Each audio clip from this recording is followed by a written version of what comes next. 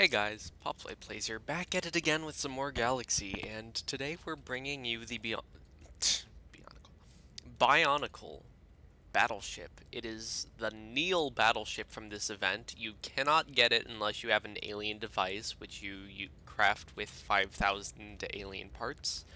Don't bother asking how to get them because you can't get them during this event. They were only obtainable when no events are going on, so you always want to stockpile them before big Halloween events.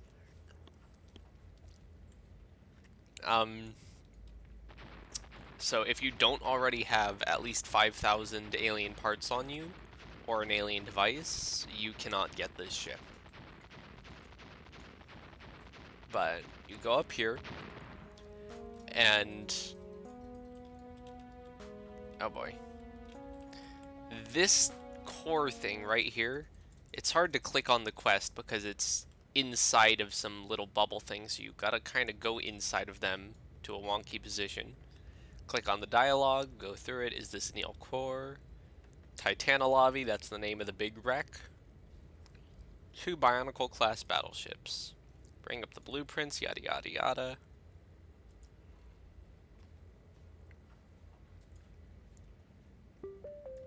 And that gives you the Neil Battleship quest, which is a miniature obliterator. It's not crazy good or anything from what I know, but it's still decent. It costs 200 souls, 12 forgotten souls, an alien device, that's the big one, and 150,000 credits. With 200 souls and 12 forgotten souls, that's probably about another 150,000 credits, and with what alien devices are valued at, that's right now about another 100,000 credits. Just because of their scarcity. You're going to be hard-pressed to actually find anyone willing to trade you one. So, I'd say this is about 350,000 to 400,000 credits total value.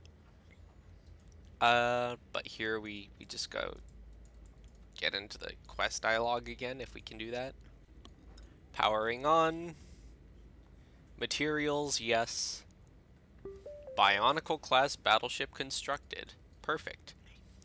So now all we have to do is get off this wreck and go spawn it. Also, I have VIP now. I just shilled out $5 to Roblox because I need to do an AI fighter video, and you need VIP for AI fighter. You can ignore that ward. Despawn. Alright, yeah. Alright. So let's teleport to, or let's warp over to Mega Base. This will just take a moment.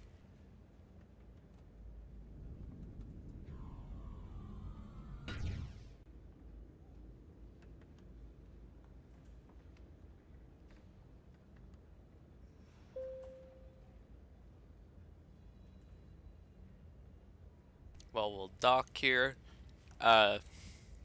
The round's about to end, actually.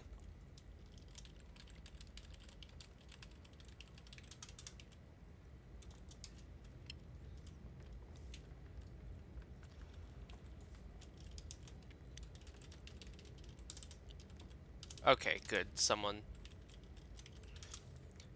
in the yellow team, so our video won't be cut short.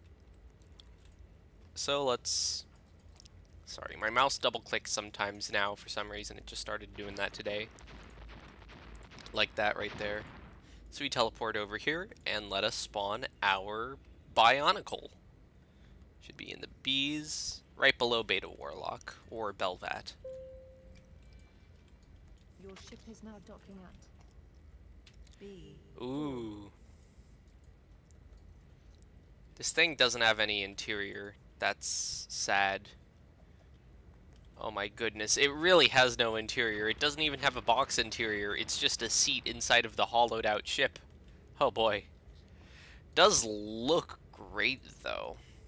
It's got some Neil turrets returning from previous ships. Looks like a miniature obliterator, and I guess that is kind of what they were going for, although the real Neil battleship is an alien Punisher, so I guess this is just an alternative to the Punisher since they don't want to just give us the Punisher directly. Does look cool. I love its trails. I love the Neil design. It has an F and G for the spinals. 4 medium cannons. 4 medium phasers. Okay, that's pretty good. 7 Neil turrets in total, which are all mediums. There's no heavies. Looks like 4 medium Neil cannons and 3 medium Neil lasers. And okay, I can tell which ones are which. The 4 Neil cannons are right here, sort of in the midsection to the sides, while the 3 Neil lasers are these 2 right here and the one on the bottom right there. And ooh, that's cool. Warp drive activated. Yeah. So this thing's pretty good. It's tanky for a battleship too. It has 4,500 shields and 2,500 hull, so that's about like 7,000 health total. Right below Nautilus, I believe the Nautilus has like 8,000 or something. Or maybe I'm thinking of the Naga. I don't know. 80 top speed, so that's pretty good. Its line of sight will be a bit wonky, but if you're skilled, you can vertical drift by turning it sideways and pressing C or Z. I would press, depending on which way you're facing, whatever. But that does mean a skilled pilot can drift very well with this ship, and you can drift at full speed. It's almost as good as the Ampharos, it looks like, because of its very surprisingly slim profile. Yeah, I'm pretty confident you could actually drift from a distance like this very well.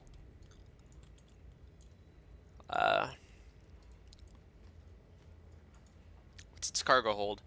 3,500. Ooh, there's a Prometheus. That's cool. Very cool. Oh, we got stuck there. Looks like all the aliens are crowded around a juvenile. Over there. Oh, an egg. That's what it is. So, I can't really go there. But I can go over to this dissonance. Let's just go attack this dissonance over here. Just to sort of test out the damage and accuracy of these turrets. See how good in combat the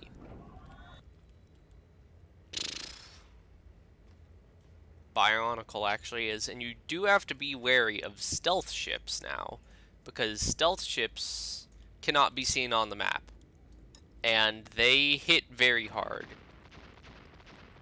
So, luckily, there's only one with a turret, and the turrets are all kind of harmless.